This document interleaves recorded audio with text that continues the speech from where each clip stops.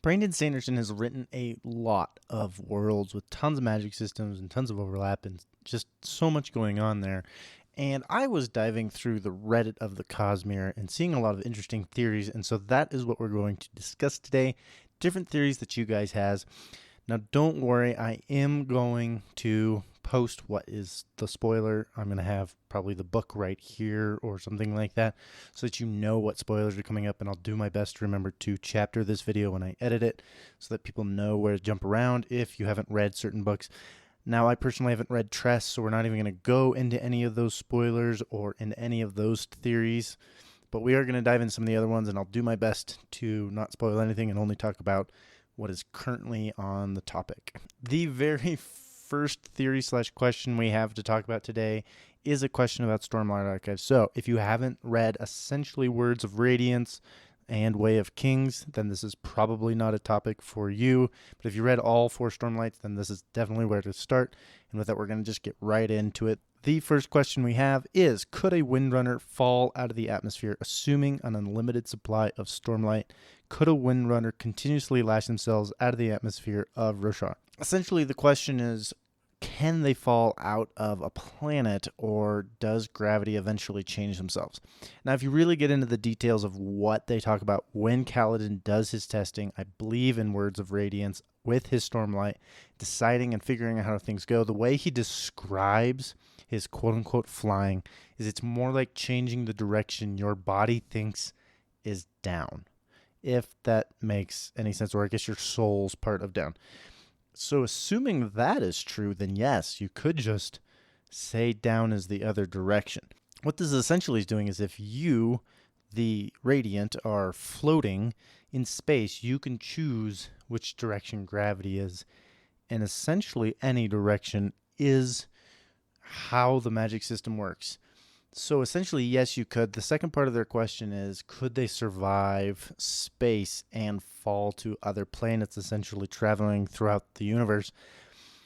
I would say it would. I think it would. I think you would survive because you don't have to breathe. You'd have to have a ridiculous amount of Stormlight to consume, and you'd have to continuously breathe it in or have somebody else pumping it into you. That would probably work better.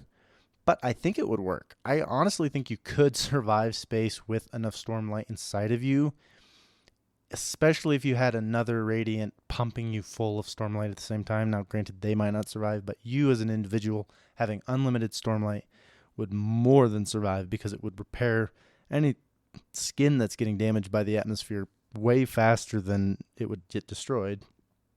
And there's no real reason to breathe when you're holding Stormlight. So ultimately, yes, I think this would totally work, and it would be really interesting to see if that ever ends up happening to a character like Kaladin or something, falls into low orbit and is able to see like a sunrise or something like that. That'd be a really cool experience, essentially having astronauts. It'd be really strange if that happened, but I ultimately think that really could happen, assuming that once you leave the atmosphere of the planet and you're outside of its gravitational pull, that things don't go haywire and your quote-unquote soul no longer thinks that way is down.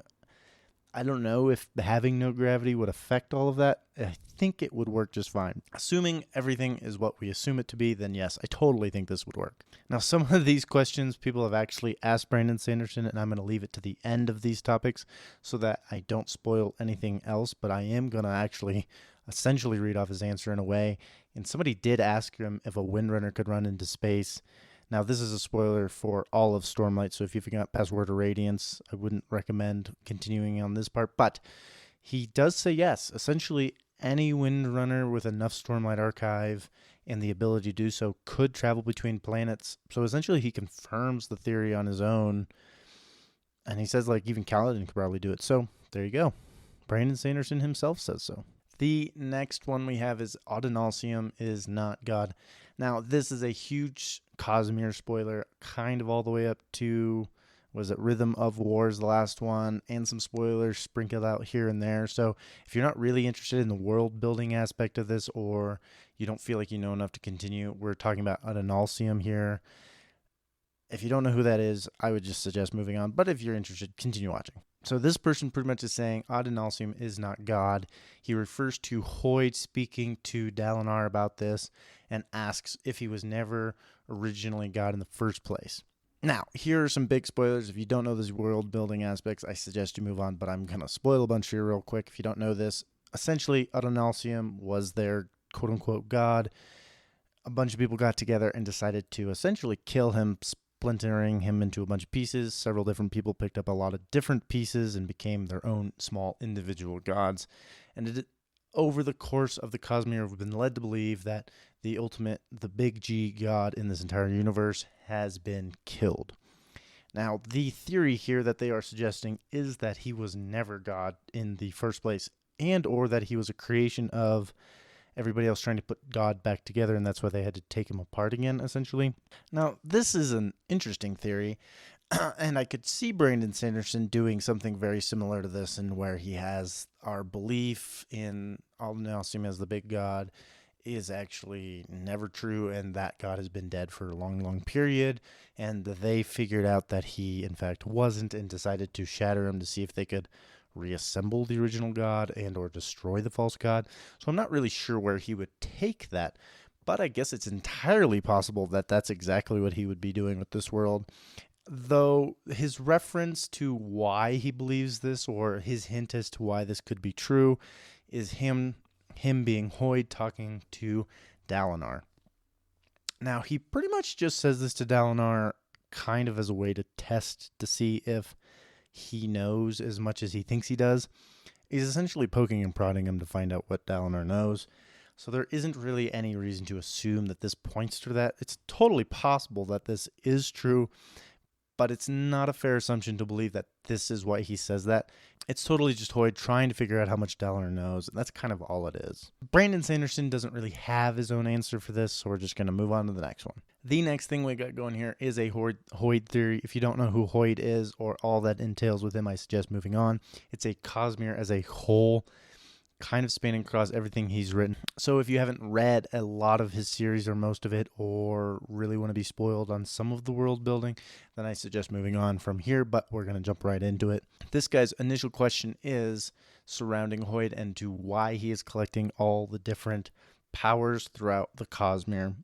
He has some elementic powers, so on and so forth. He's becoming a very powerful individual, and there's a lot of questions surrounding that. This person says he thinks it's because he's trying to familiarize himself with all of the shards so that he can potentially reunite them once again, recreating Adolnasium. Now, something I could tag onto this as a theory, if this was to be true, I would theorize that Hoid is potentially trying to become that, or he's trying to find somebody to fill that role, not necessarily any of the people holding the shards currently. Now, while Hoid's intentions aren't really clear at any point, it is kind of assumed that he's a good person because he does talk to Harmony and trying to stop Odium. He is stated saying that he only shows up in places where he knows he's needed. So overall, we can assume he's a good guy and has good intentions, but we're not actually entirely sure. It could all be for naught, and he could be under some sort of curse/spell that's keeping him from doing things that he actually wants to. That's like a whole different theory, but this one is just saying essentially he wants to reunite Adolnasium for whatever reason. It's hard to imagine that that would be exactly what he's trying to do. Something tells me he is in fact trying to accomplish something else. While that is possible, he's trying to recreate Adolnasium. My question would be as to why. If he can be just reshattered by other people at that point, why would he be trying to do it? It's probably more likely that he's trying to give a select handful of people the correct shards, as opposed to having the incorrect people have the shards, i.e. kill Odium, give it to somebody else, so on and so forth, or try to combine shards like Harmony is to pair bad intentions with good intentions, just like Harmony, to try to balance them out and try to essentially equalize across the entire universe, keeping it from destroying itself and keeping them from totally interfering with lots of individuals and worlds and stuff like that. That would be my guess as to what he's slowly trying to accomplish as like an underlying tone, keeping everything together. But it's hard to know exactly what he's trying to do, and there isn't really any evidence that points to him trying to accomplish recreating Adolnasium, if it's even possible. The biggest problem that I have with this theory is the fact that there are 3 shattered shards that, as far as we know, can't be put back together unless the Dawn shards are able to recreate it. But something tells me that they're not going to be able to, or if they can, it's going to be way, way down the line. Somebody's going to hold all of the Dawn shards and put it all back together. Very similar to the end of Hero of Ages in the first Mistborn era, kind of like a similar ending to that, if that makes sense. Putting everything back together the way it should be, making everything right. I would be very surprised if that's how things end up going, but I guess it's a possibility. And again, Brandon Sanderson has nothing to say on this specific topic that I've seen, so we have no words from him.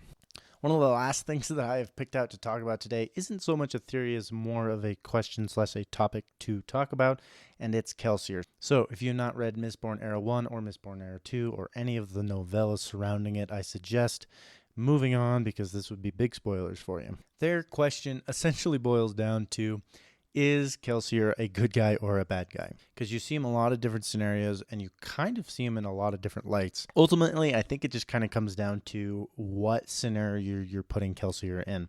If you're talking about Roshar, I would say he's more of a bad guy than he is a good guy. If you're talking about Scadrial, then he would definitely be a good guy, less of a bad guy. But he kind of goes about things in his own way, so he can kind of be your own worst enemy if you decide to side with him, I think. Ultimately, his intentions are just to protect Scadrial and its world. I don't know why he's decided to limit himself to this, because ultimately he wouldn't be able to do that if every other system fell apart. He wouldn't be able to hold together Scadrial on his own. So I'm not entirely sure why he decided this should be his goal, but that is ultimately his goal. So it depends on the world you go from. If you're in a different world than Scadrial, he's kind of your enemy. But if you're on Scadrial and your views align with him, then he is your friend. So it's kind of a double-sided coin. He knows a lot about a lot of different things.